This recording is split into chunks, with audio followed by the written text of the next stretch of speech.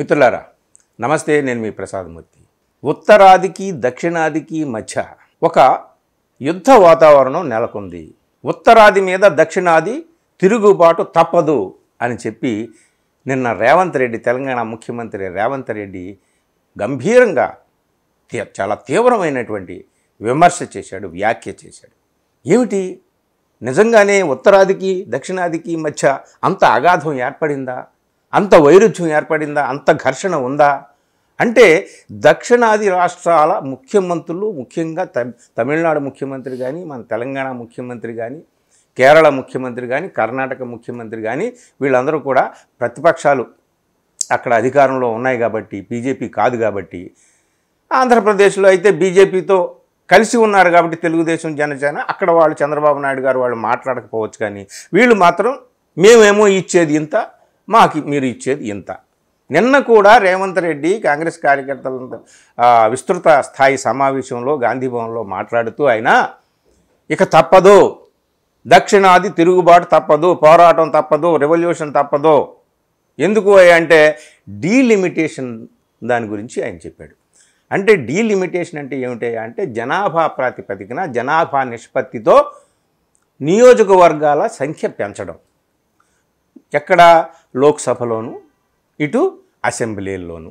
సరే, అసెంబ్లీల్లో పెరిగినా తరిగినా ఆయా రాష్ట్రాలకు వచ్చేటటువంటి నష్టం లేదు, కానీ పార్లమెంట్లో సీట్లు పెరిగితే ఒకే రేషియోలో పెరిగితే పర్వాలేదు, కానీ ఉత్తరాది సీట్లు విపరీతంగా పెరిగి దక్షిణాది సీట్లు ఏమాత్రం పెరగకుండా ఉంటే దక్షిణాది వాళ్ళ ప్రాతినిధ్యం క్రమంగా తగ్గిపోతుంది, వీళ్ళు జీరో అయిపోతారు, వీళ్ళతో ప్రమేయం లేకుండా వాళ్ళు అన్ని పనులు చేసేసుకోవచ్చు. ఉత్తరాది నాయకులే సాధారణంగా ప్రధానమంత్రులు అవుతారు, వాళ్ళే పరిపాలనలోకి వస్తారు. కాబట్టి అంటే ఇప్పుడు బీజేపీ ఉంటుందా, కాంగ్రెస్ పార్టీ కూడా ఉండొచ్చు కదా, రావచ్చు కదా అధికారంలోకి, అంటే అది వేరే విషయం.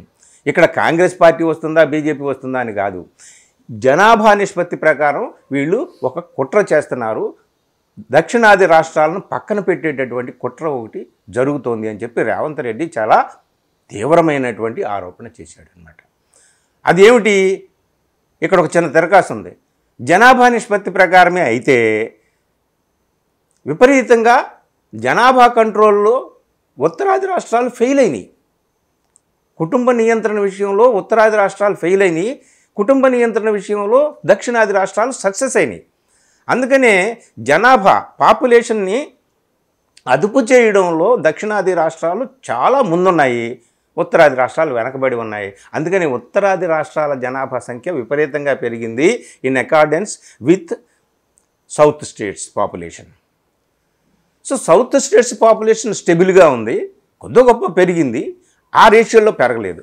సో దీన్నే తీసుకుంటే ఉత్తరాది రాష్ట్రాల ఎంపీల సంఖ్య పెరిగిపోతుంది కదా. ఫర్ ఎగ్జాంపుల్ ఇప్పుడు 543 ఉంది లోక్సభ. సో వాళ్ళు 700, 800 సీట్లు పెరిగిపోయినాయి అనుకోండి, వాటిల్లో వాళ్ళ సంఖ్య ఒక 500 దాకా అయిపోయింది అనుకోండి, మెజారిటీ వాళ్ళదే అయిపోతుంది. ఇక సదరన్ స్టేట్స్కి విలువ ఉండదన్నమాట. సో ఈ విధమైనటువంటి కుట్ర ఒకటి చేస్తున్నారు. డీలిమిటేషన్ అనేటటువంటిది ఆల్రెడీ ఒక బిల్లు తీసుకొని వచ్చారు కాబట్టి ఇంతకుముందే, జనరల్ ఎలక్షన్కి ముందే. ఇప్పుడు మళ్ళీ మొన్న అమిత్ షా తమిళనాడు వచ్చి ఒక అగిపొల్ల గీసి వెళ్ళిపోయాడు. డీలిమిటేషన్ జరుగుతుంది, కానీ మీకు ఇక్కడ ఒక్క సీటు కూడా తగ్గదని తమిళనాడు ప్రజలకి చెప్పారంటే మీకు ఎన్ని సీట్లు ఉంటాయి అన్ని సీట్లు ఉంటాయి, మీరేం కంగారు పడకండి అని. ఎందుకంటే అక్కడ జనాభా పెరిగిపోయింది కాబట్టి వాళ్ళకి సీట్లు పెరిగిపోతాం, మేము అదుపు చేసాం కాబట్టి మాకు సీట్లు తగ్గిపోతాయేమో అని చెప్పి. మీకు గుర్తుందా, చంద్రబాబు నాయుడు గారు వ్యంగ్యంగా ఒక మాట అన్నాడు ఆడవాళ్ళతో మాట్లాడుతూ, మీరు ఇంకెక్కువ మంది పిల్లలను కానండి, ఎక్కువ మంది పిల్లలను కనే వాళ్ళకి మనం ప్రోత్సాహక పథకాలను ఇంట్రడ్యూస్ చేయాలేమో అని అన్నాడు. అది సర్కాస్టింగ్గా అన్నాడా లేకపోతే నిజంగానే అన్నాడా? ఎందుకంటే అవతల ఎక్కువ మంది పిల్లలను కానీ దీనివల్ల నష్టం కాదు, వాళ్ళు ఎక్కువ లాభం పొందేటటువంటి అవకాశాలు కనపడుతున్నాయి. ఎక్కువ మంది ఎంపీలు అయిపోతారనమాట. ఎక్కువ మంది ఎంపీలు అవడం వల్ల వాళ్ళకే అన్ని రకాలుగా జరుగుతుంది. సో అమిత్ షా అలా అనేటప్పటికీ ఇప్పుడు మొత్తం అంతా డైలమాలో పడిపోయారు, మొత్తం అంతా ఆలోచనలో పడిపోయారు. దక్షిణాది రాష్ట్రాల ప్రజలు, నాయకులు, ఇర్రెస్పెక్టివ్ ఆఫ్ పొలిటికల్ పార్టీస్ అందరూ కూడా ఆలోచనలో పడిపోయారు. ఏంటి, ఏం జరుగుతుంది లోపల ఏదో జరిగిపోతుంది దక్షిణాదికి వ్యతిరేకంగా అని చెప్పేసి. ఇప్పటికే ఆర్థిక పరంగా నిన్న కూడా రేవంత్ రెడ్డి మాట్లాడితే ఎప్పుడు ఇదే మాట చెప్తున్నాడు, మేము ₹1 ఇస్తే మాకు కేంద్రం నుంచి 42 పైసలు వస్తుంది నిన్న చెప్పిన లెక్క. అదే బీహార్కి అయితే ₹7.60 ఇస్తున్నారు, యూపీకి ₹3 ఇస్తున్నారు. అంటే వాళ్ళకి 7 రెట్లు ఎక్కువ, మాకు మేము ఇచ్చే దానిలో సగానికి సగం కోసేసి మాకు ఇస్తున్నారని చెప్పి. అంటే ఆర్థికపరమైనటువంటి సంపదను సమకూర్చేటటువంటి విషయంలోనేమో సౌత్ రాష్ట్రాలు ముందుంటున్నాయి. మేము సమకూర్చినటువంటి సంపదను పంపకాలు పెట్టడంలో మీరు ఉత్తరాదికి ముందు పీట వేస్తున్నారు. ఇది ఎంత అన్యాయం. ఇక ముందు ఈ డీలిమిటేషన్ ఈ నియోజకవర్గాల పునర్విభజన కార్యక్రమం అంటూ చేపట్టిన తర్వాత మీకు జనాభా నిష్పత్తి ప్రకారం ఎలాగో మీకు మీ ఎంపీలు విపరీతంగా పెరిగిపోతారు.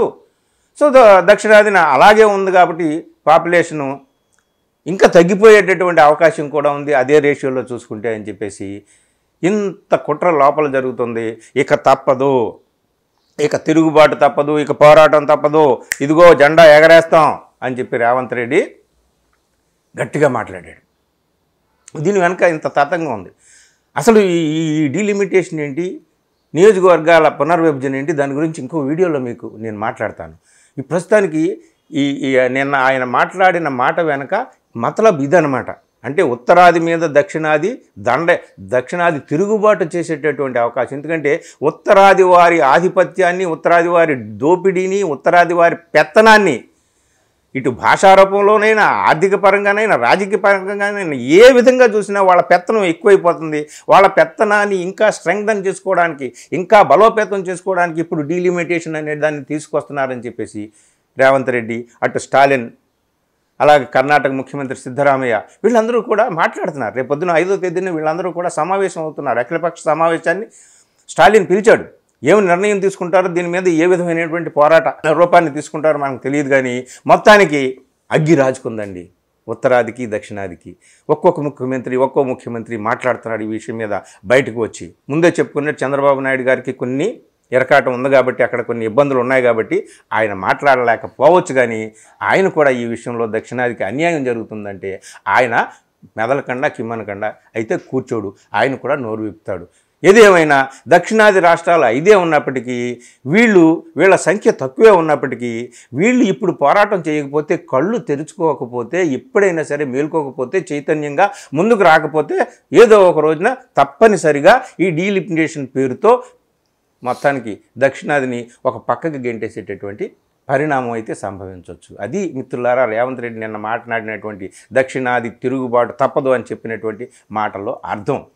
చూద్దాం ఏం జరుగుతుందో. రేపు 5వ తేదీన వీళ్ళందరూ కూడా దక్షిణాది ముఖ్యమంత్రులు, నాయకులు అందరూ కూడా కలవబోతున్నారు కదా, వీళ్ళు ఏం నిర్ణయం తీసుకుంటారో చూద్దాం. ఇది మిత్రులారా ఈ డీలిమిటేషన్, ఉత్తరాదిపై దక్షిణాది తిరుగుబాటులో ఉన్నటువంటి మతలబ్. Thank you.